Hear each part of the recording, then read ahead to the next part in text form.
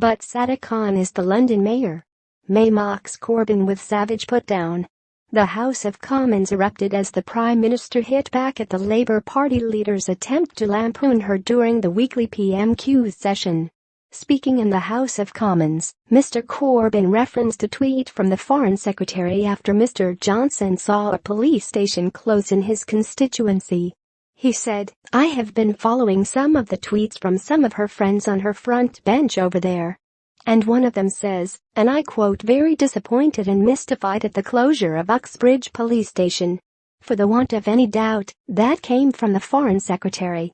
The real reason, Mr. Speaker, is that it is closing because of a £2.3 billion cut from our police budgets in the past budget. And it gets worse, they are going to be cut by another £700 million by 2020.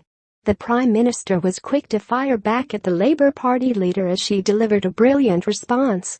Theresa May said, first of all, on the first question that the Right Honourable Gentleman raised, the first issue, he might not have noticed, but the Police and Crime Commissioner in London is the mayor. Mrs. May then pointed and said, is he one of ours? Or is he one of yours? The House of Commons roared at the quick-witted response from Mrs. May as she continued pulling apart Jeremy Corbyn's question. She said, the last time I looked, Sadiq Khan was the Labour mayor of London.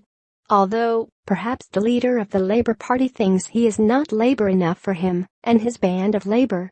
Let's be very clear about funding for the Metropolitan Police. There's more money and more officers for each Londoner than anywhere else in the country. That is the reality about funding for the Metropolitan Police. Mr. Corbyn began PMQs by quizzing the Prime Minister about a rise in crime and moved on to asking Mrs. May about universal credit, NHS funding and fire safety.